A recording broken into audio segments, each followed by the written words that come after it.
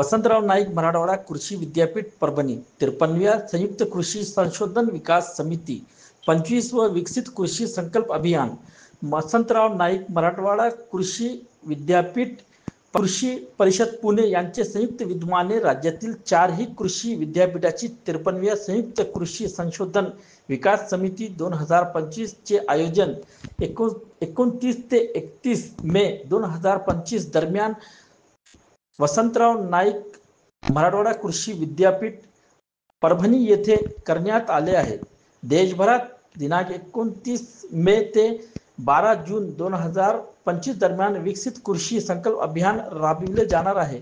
या दोन्ही समारंभाचे उद्घाटन 29 मे महाराष्ट्र राज्याचे मुख्यमंत्री माननीय नामदार श्री देवेंद्र फडणवीस यांच्या हस्ते होणार असून प्रमुख पाहुणे म्हणून महाराष्ट्राचे उपमुख्यमंत्री माननीय नामदार एकनाथ शिंदे व उपमुख्यमंत्री माननीय नामदार श्री अजित पवार यांची उपस्थिती लाभणार आहे। कार्यक्रमाच्या अध्यक्षस्थानी कृषी मंत्री माननीय नामदार ॲडव्होकेट माणिकरावजी कोकाटे राहणार असून कुलगुरू माननीय प्राध्यापक डॉक्टर इंद्रमणी हे स्वागत अध्यक्ष आहेत। पशुसंवर्धन पर्यावरण आणि हवामान बद्दल मंत्री माननीय नामदार श्रीमती पंकजताई मुंडे, सार्वजनिक आरोग्य कुटुंब कल्याण पाणी पुरवठा व स्वच्छता ऊर्जा महिला व बाल कल्याण सार्वजनिक बांधकाम सार्वजनिक उपक्रम राज्य मंत्री तथा परभणी जिल्हा पालकमंत्री माननीय नामदार श्रीमती मेघनाताई साकोरे बोर्डीकर, कृषी वित्त नियोजन मदत व पुनर्वसन निधी व न्याय कामगार राज्य मंत्री माननीय नामदार ॲडव्होकेट आशिष जयस्वाल, कृषी परिषदेचे उपाध्यक्ष माननीय नामदार श्री तुषार पवार यांची प्रमुख उपस्थिती आहे। परभणी जिल्ह्यातील राज्यसभा सदस्य, लोकसभा सदस्य, विशेष सदस्य, विधानसभा सदस्य, विद्यापीठाचे कार्यकारी परिषद सदस्य आदी मान्यवरांची उपस्थिती राहणार आहे। महाराष्ट्र राज्याचे प्रधान सचिव, कृषी परिषदेचे महासंचालक, कृषी आयुक्त, कुलगुरू हे कार्यक्रमाचे प्रमुख अतिथी आहेत। सर्व संचालक यांच्यासह जवळपास 300 शास्त्रज्ञ उपस्थित राहणार आहेत। महाराष्ट्रातील कृषी विद्यापीठांनी केलेले संशोधन शेतकरी बांधवापर्यंत पोहोचविण्यासाठी महत्त्वाचा टप्पा मानल्या जाणाऱ्या बैठकीचे आयोजन दरवर्षी एका कृषी विद्यापीठात करण्यात येते। यावर्षी परभणी कृषी विद्यापीठास बैठक आयोजित करण्याचा मान प्राप्त झाला। विद्यापीठाच्या संशोधनाच्या माध्यमातून शेतकऱ्यांसाठी शाश्वतता निर्माण करण्यासाठी 36 नवीन वाहनांसह साधारण 247 तांत्रिक शिफारशी या बैठकीत मांडण्यात येणार आहेत। तसेच या माध्यमातून शेतकऱ्यांच्या अडचणींवर वैज्ञानिक दृष्टिकोनातून उपाय योजना सुचविण्यात येतात। परभणी के जिला सरकारी अस्पताल में मोका के तहत जेल में रहे कैदी की इलाज के लिए लाए गए जिला सरकारी अस्पताल में धिंगाना करते हुए अस्पताल के सिस्टर को मारपीट की गई। कैदी को जिला सरकारी अस्पताल में छोड़ने के लिए कारण को लेकर कैदी ने मेरा इलाज सरकारी अस्पताल में ठीक से नहीं करते हुए मुझे छोड़ दिया जा रहा है, ऐसा कहते हुए सरकारी अस्पताल के आईसीयू वार्ड में हंगामा किया और वहां के कांचे फोड़कर अस्पताल का नुकसान किया। इस मामले को लेकर के तहत कैद रहे हुए कैदी को पुलिस ने हथकड़ी क्यों नहीं लगाई, ऐसा प्रश्न निर्माण करते हुए जिन पुलिस वालों ने ड्यूटी में लापरवाही बरती है उन पर कार्रवाई की जाना चाहिए, ऐसी बात मीडिया से बोलते हुए सांसद संजय यादव इन्होंने क्या कहा, आइए जानते हैं उन्हीं के जुबान। इस मामले को लेकर नानलपेट पुलिस थाने में अब तक किसी प्रकार की कोई फिरियाद नहीं देने से मामला दर्ज नहीं किया गया है। अभी आगे क्या होता है ये आने वाला समय ही बताएगा। लेकिन जैसे ही सरकारी अस्पताल में यह मामला हुआ वहां पर भीड़ जमा हुई और उन कैदियों को जिस तरीके से उन्होंने अपने अपशब्द इस्तेमाल करते हुए सिस्टर पर हमला किया, वहां पर उन दोनों कैदियों के साथ किस तरह से सलूक किया गया और उनके जो परिजन थे वहां पर किस तरह से जमा हुए और पूरा हंगामा हुआ, इस पूरी सबकी झलकियां न्यूज़ परभणी महानगर के पास कैद हुई है।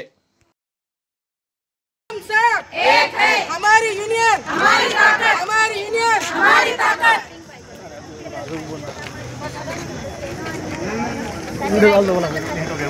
मी माधुरिया जयसुरे MIC3च्या सिस्टर आहे। 3 वाजेच्या सुमारास 2 आरोपी आमच्या वॉर्डमध्ये ॲडमिट होते। त्यांना सुट्टी झालेली होती।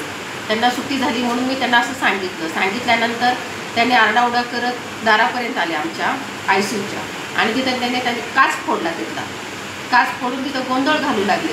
तेव्हा मी तिकडून आमच्या वॉर्डच्या इकडून येऊन त्यांना सांगत होते की बाबा लागलेले आहे तर कॅज्युलिटीमध्ये घेऊन जा, कॅज्युलिटीमध्ये घेऊन जा। तर त्या एका आरोपींनी सागर नावाच्या, तर पोटामध्ये तो दूर होता, त्याच्या बेड्या घातलेल्या नव्हत्या हातामध्ये, त्यांनी पोटामध्ये माझ्या लाथ मारली आणि मी पडले. पोलीस प्रशासन होते, आमचे गार्ड होते, कर्मचारी होते, भरपूर लोक होते. आरोपीला बेड्या नव्हत्या घातलेल्या. आता आमची मागणी आहे की आमची सिक्युरिटी काय आहे, ऑन ड्युटी स्टाफ, कर्मचारी, सर्वंट, रात्री पण स्टाफ 2 असतात, सर्वंट 2 असतात, त्यांची जिम्मेदारी कोण घेणार आहे, काळजी कोण घेणार आहे. असेच वारंवार आघात होत असते. त्यांना सिक्युरिटी, त्यांना प्रिझनर आरोपी वॉर्ड आहे हा सेपरेट करून द्या. तो ICU मध्ये तर खरं नाहीच पाहिजे. पेशंट सिरियस असतात. भाऊ याचं नाव सागर काळे, माझं नाव विकी काळे. आम्ही पण PSI चे मुलं आहेत. पारधी समाजाचे असल्यामुळे आमच्यावर खूप अत्याचार केला. पारधी समाजात प्रशांत पाटील साहेबांना आमच्यावर खूप अत्याचार केला. त्यांना आम्हाला लाकडानं मारले, एवढंच टाके पडोस तर.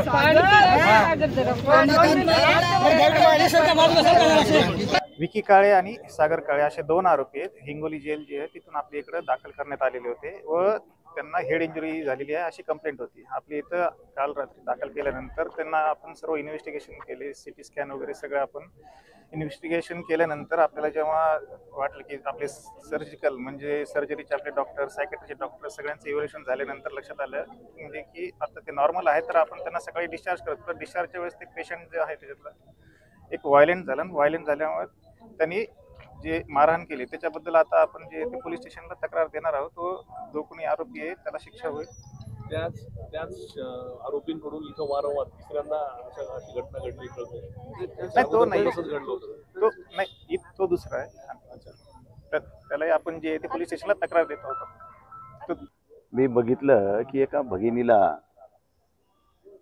एखाद्या मोक्यासारख्या आरोपीनं मारहाण करावी, पहिले तर ह्याची निंदा करावी तेवढी कमी असं मी म्हणेन. वस्तुस्थिती अशी होती की काल जेलमधून ज्यावेळेस ते आरोपी इकडे आले,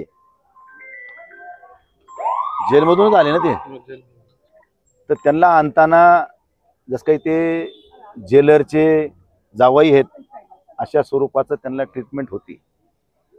त्यांना कुठेही हातकड्या घातलेल्या नव्हत्या. इथं आल्यानंतर त्यांनी रात्री खूप इथं धिंगाणा घातला, हॉस्पिटलची तोडफोड केली. वास्तविक ही तक्रार रात्रीच दाखल व्हायला हवी होती. जर ती रात्री झाली असती तर आज ही आणखीन जी घडली आज एका स्टाफ इंचार्ज काय नाव त्यांचं, सिस्टर सुर्वे आहेत, त्यांना मारहाण त्यांच्या पोटात मारले त्यांनी लाथाबुक्क्यांनी. ही निंदनीय गोष्ट आहे. आता जनतेची सेवा करणाऱ्या एखाद्या सेवकावर, ज्याला मायबापाला लेकरू बी विचारित नाही, अशा परिस्थितीत ह्या भगिनी त्या लोकसेवेचं काम करतात, ती सुद्धा सुरक्षित जर नसेल तर ह्या ठिकाणी पोलीस प्रशासन काय करते हे माझा पहिला प्रश्न असेल. आणि ह्या तक्रारीमध्ये त्यांचे नातेवाईक इथं आणून त्याला गांजा पाजवतात. म्हणजे आरोपीला पोलीस भेटू कसं काय देत होती त्याच्या नातेवाईकाला. आत्ता सुद्धा ते जात असताना, जेलला नेत असताना ईदगाह मैदानामध्ये ते धुमाकूळ घालायला. मग हातकड्या न घालता एवढा मोठा मोक्यासारखा आरोपी आणलाच कसा, पहिला माझा आरोप. त्यामुळे ह्याच्यामध्ये ज्या कोणी पोलिसांनी निष्काळजीपणा केलाय किंवा ज्या जेलरनी ह्या ठिकाणी ज्याला कोणाला ड्युटी लावली होती त्या अधिकाऱ्यावर निलंबनाची कारवाई झाली पाहिजे.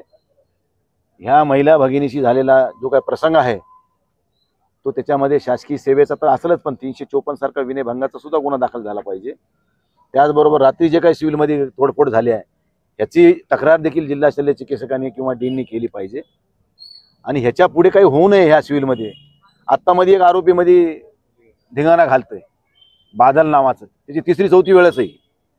माझं एवढंच म्हणणं आहे की पोलीस प्रशासनाला, मी SP साहेबाला, गृहमंत्री उद्या येणार आहेत या ठिकाणी, की ह्या सिव्हिल हॉस्पिटलमध्ये एखादं चांगलं पोलीस स्टेशन उभा राहावं. त्या ठिकाणी 2 कर्मचारी 3 कर्मचाऱ्यापेक्षा एक 5-6 कर्मचाऱ्याचा स्टाफ द्यावा, जे की इथं अवेलेबल असावेत. सिव्हिलमध्ये थोडा जरी काही इन्सिडेंट घडतंय त्यावेळेस त्यांनी तत्काळ त्या ठिकाणी पोलिसांनी कोणाच्या फिर्यादीची वाट न बघता अगोदर 2 काट्या घालायचं काम ह्या आरोपीला केलं पाहिजे. किंवा कोणी दंगेखोर असेल त्याचे लिहामुलाजा न करता त्याच्यावर दंडात्मक कारवाई सुरुवातीलाच करून मोकळं केलं पाहिजे, मी या मताचा आहे. त्यामुळे पोलीस प्रशासन ह्या ठिकाणी एक चांगल्या प्रकारची चौकी उभी करून ह्या ठिकाणी सेवेचं काम करणाऱ्या, मग भगिनी असतील, बंधू असतील, डॉक्टर असतील, या सगळ्यांच्या प्रोटेक्शनसाठी ह्या ठिकाणी सिव्हिल हॉस्पिटलमध्ये एक चांगलं रुग्णालयामध्ये एक पोलीस स्टेशनची चौकी सशक्त अशी, पुन्हा उगाच नावाला 2 कोणी दिलेत, एक जाते फिरायला, कधीतरी एखादा आले की ते पंचनामा करायला येत नाही, त्याला बोलवावं लागतंय, ही शोकांतिका आहे. परिपूर्ण अशी एक पोलीस चौकी सिव्हिल हॉस्पिटलमध्ये आता भविष्यासाठी होणं काळाची गरज आहे.